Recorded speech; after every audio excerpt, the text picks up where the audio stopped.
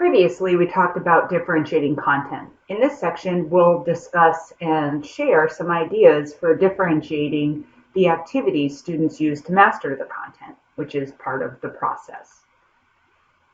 What is a key component and a common theme of differentiation and universal design for learning is multimodal means, and this directly ties into learning style.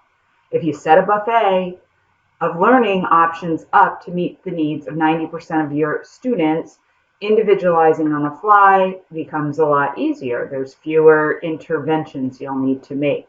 So, creating resource hubs. I always suggest build a website, like a Google site outside of your classroom that can be linked from your classroom so that you're not always having to find and rebuild a class year after year.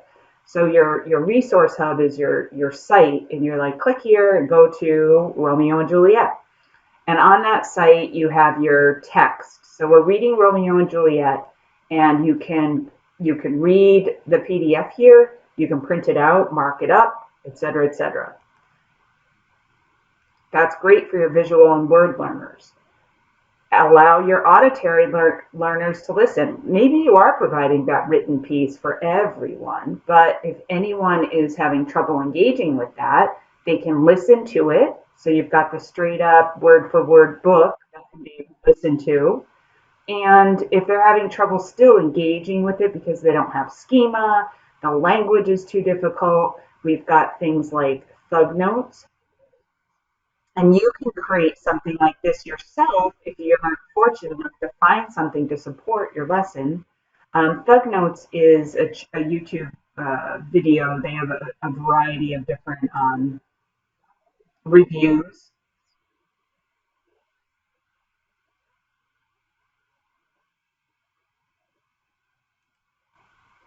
And it's really fun the way that they talk about it, and they provide visuals. So they're kind of connecting the dots for people and giving them some schema. So while you still may need to have them read some passages and read some of the Romeo and Juliet, the Thug Notes really help them make connections. They think it's funny.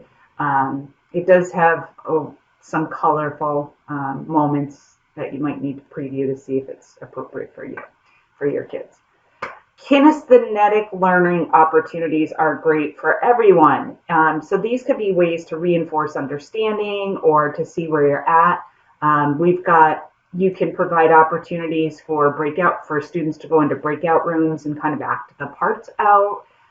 You can provide them with flashcards. This is Quizlet. There are flashcards out there you can grab. I didn't make these, they're there.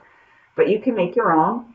And you can even grab Kahoot games free for you to use with your students. If the questions work the way that you want them to, great. You can go ahead and use those. Just click on one of them, and the students would go on their phone or their own device, and they would open up Kahoot either by going to the website or opening up the app, putting the pin in. Once they're all in, you just start the game, and the rest is history. So those are just a few ideas, remember, but I wanted to show you in regards to a theme and think about how you can create these resource hubs for almost everything you teach. And over the years, you'll have a great collection that you can just keep up to date and add to as you find new ahas. Flipped Classroom is a simple model that often gets overlooked in a virtual learning setting.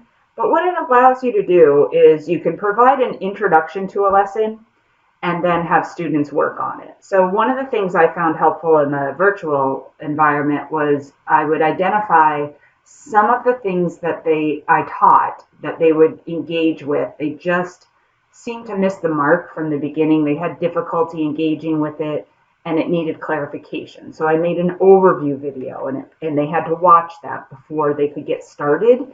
And as a result of watching that video, they had to pick a project they were going to work on. And so that would be part of the response to that, and a little reflection and a little planning. So that got them in gear when they came to class to engage with the process, that they were like right on it, like a duck on a June bug.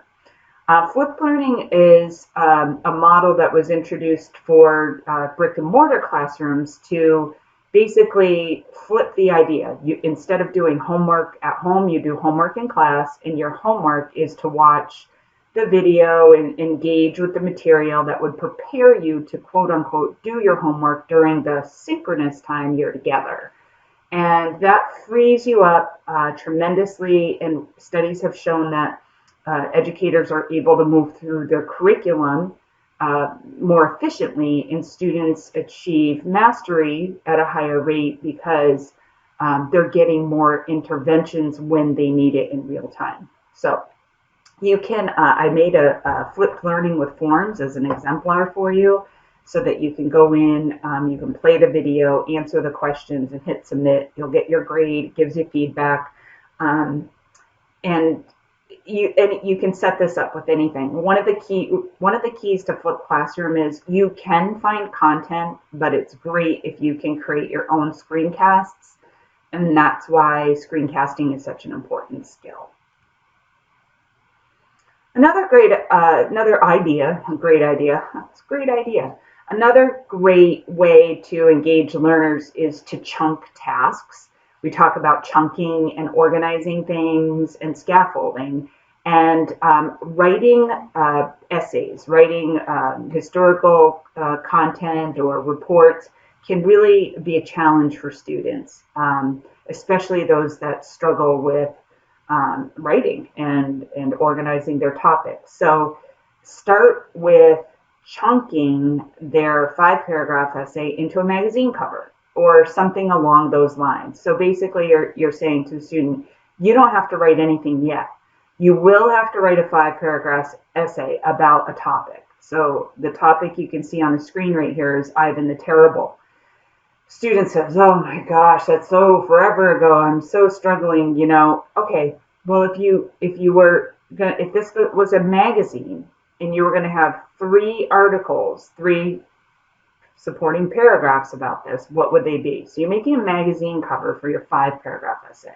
So you got your title, you've got your 3 supporting paragraphs.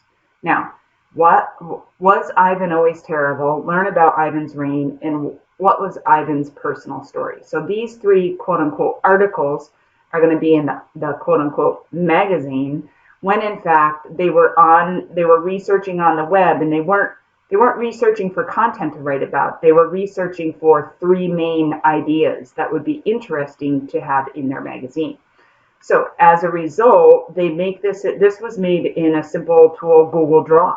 But you can make these in Canva. There are a number of apps on the web. So pick your app. Pick the favorite app you have that they can create a quick image file and then embed it in their essay. So I'm going to go ahead and click on this link and open it up so that you can see.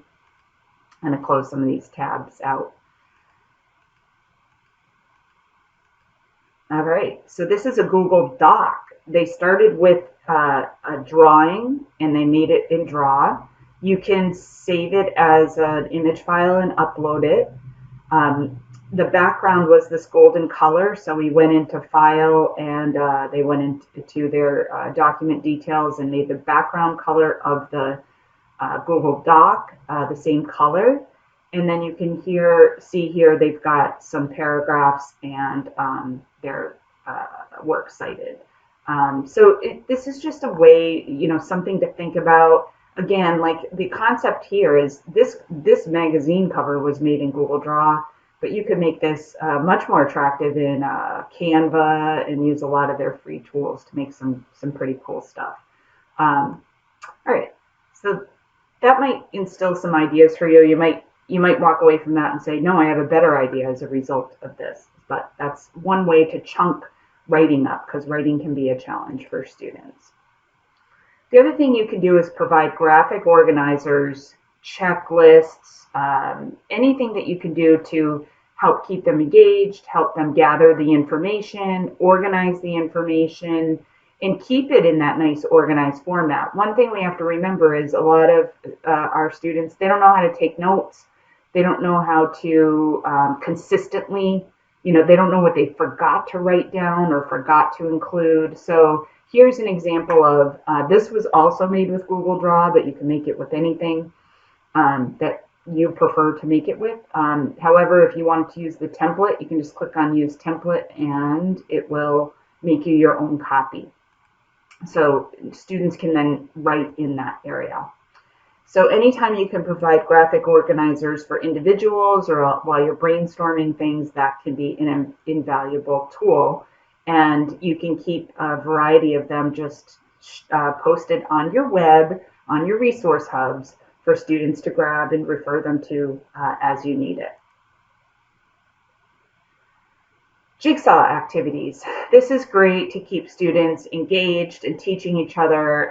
It's fun for the teacher because Jigsaw really supports facilitation as opposed to teaching. So students basically study and teach each other. And a couple of things to think about is you can put students in groups of, let's say, groups of 3 to 5, and they all look up different things. Each person is assigned a different component to research in that group, and they do their reading. Then all of the experts of a single topic get together, share their notes so that they all have maximum knowledge, collaboratively. And then they go back and teach their group. They all have a roundtable discussion about it. This is explained in this YouTube video from the Cult of Pedagogy, Jennifer Gonzalez. So I would recommend that you pause this, watch this video, and then come back for more examples. All right, let's look at Google Slides, because feedback was that slides most people weren't familiar, as familiar with Google Slides as I would have thought they would have been. So I added a couple of templates here, and I'm going to show you how you can interact with them if you want to try them out. So here we have an individual slide. And I want to quickly teach folks a neat tool for formatting, and then have them, with their selected country, write something and then share their slide. So go ahead and click on Use Template.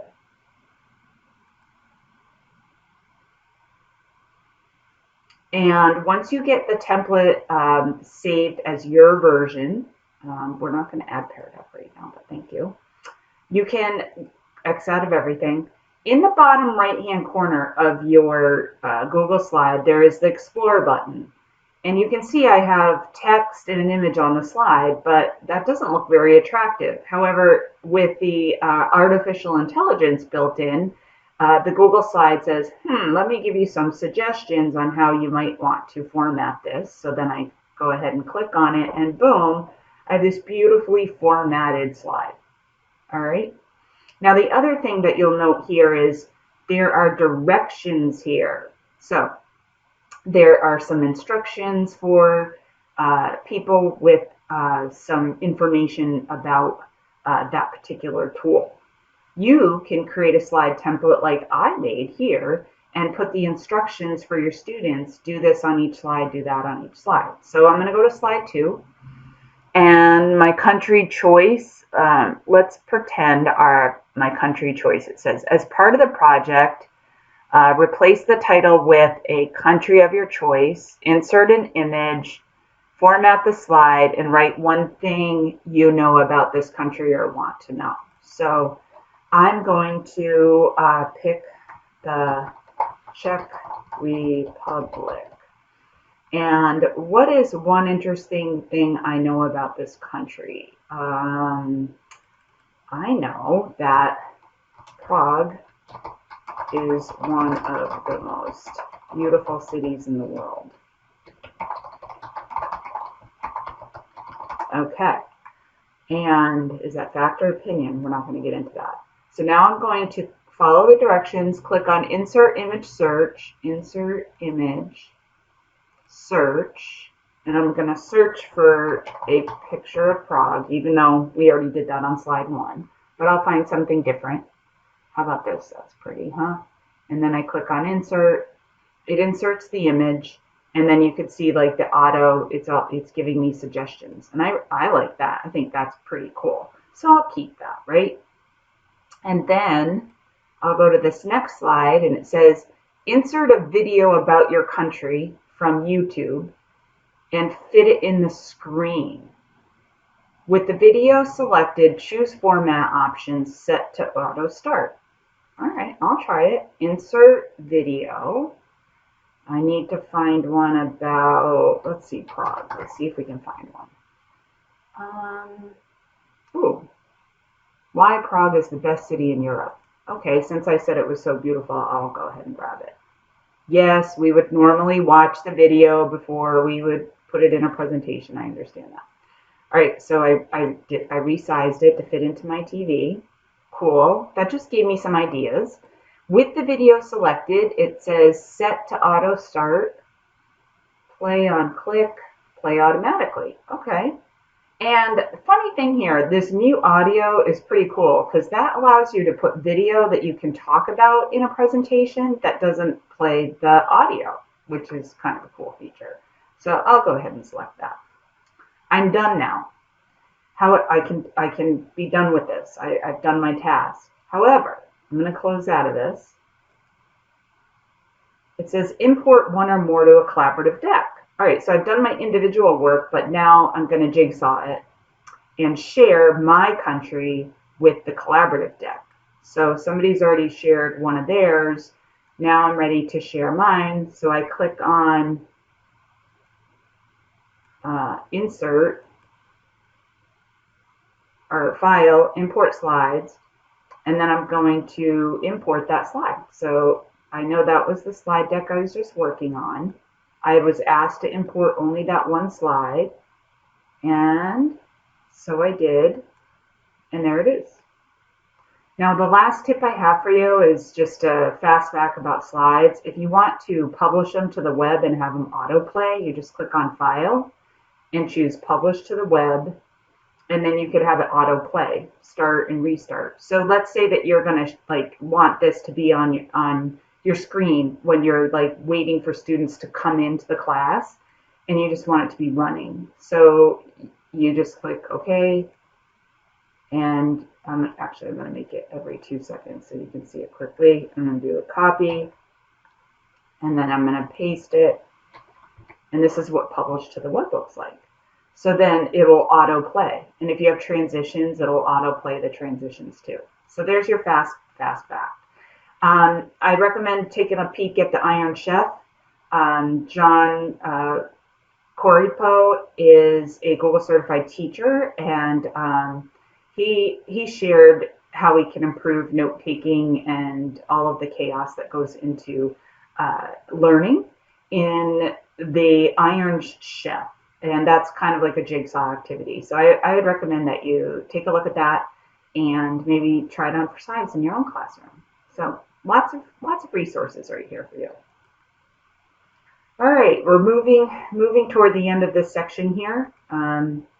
Consolidation. I want to just spend 1 minute here. I've provided you with the links to all these things in your handout. So let's take a look at consolidation. Consolidation to me means setting up self-paced learning units, meaning that students can engage in things at different paces and not have to wait.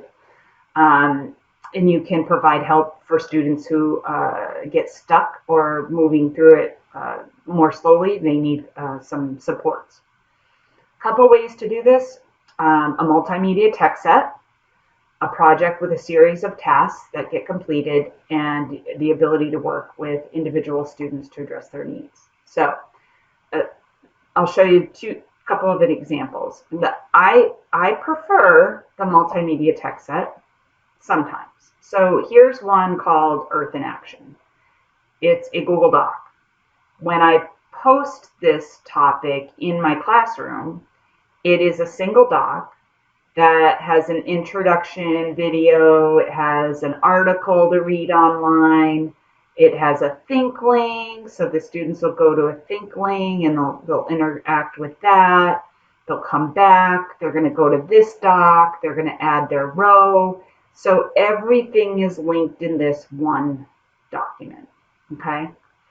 I like the fact that it's all linked together, and that students will get their own editable copy and type in this doc. It's kind of a neat way to tackle a project.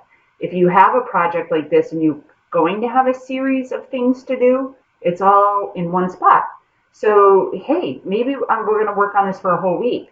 Well, for the whole week, all they have to have is this one thing. They don't have to have 72, links and docs and searching for it. It's all there. So take a look at that. The other thing to take a look at is I made one called learning models that you might want to go through and just kind of practice yourselves.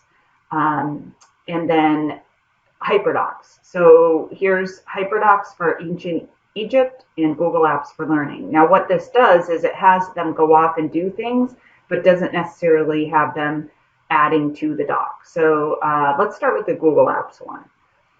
And I borrowed this from a template that was shared. So in the middle is the slides, a link to the slides. So if they want to go to the slides that explains all this, they can.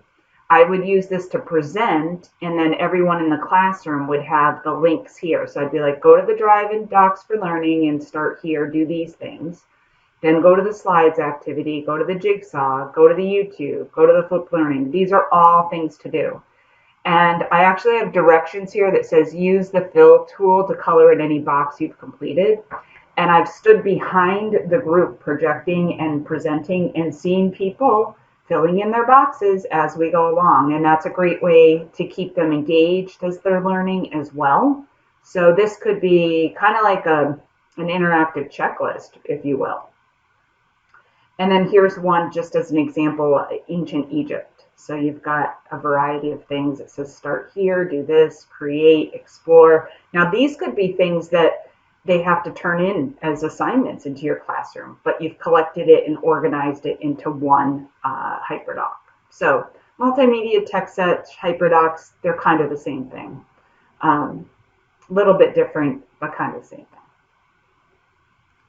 All right, and then last but not least, let's always remember that if we give students choices, if we give them choices in topics, if we give them choices in product, if we give them choices in engaging, it's the universal design for learning.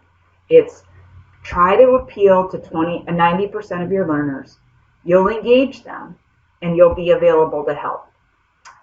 When possible, give them topic choices. So if it's 5-paragraph essay that they need to know how to write, I showed you the example, Ivan the Terrible. Well, maybe that was they needed to learn about a historical character. Well, then I guess they'd have to pick a historical character. But if you're teaching 5-paragraph essay, it might make sense for them to pick a topic that they like or that they're engaged with. So keep choice in mind whenever possible. Keep choice in mind. All right, this was one of our longest sections so far. So if you stayed with me, great. In the next section, we're going to talk about product. Please take time to go back through the slides and watch the videos on Jigsaw and take the flipped learning quiz and make notes on your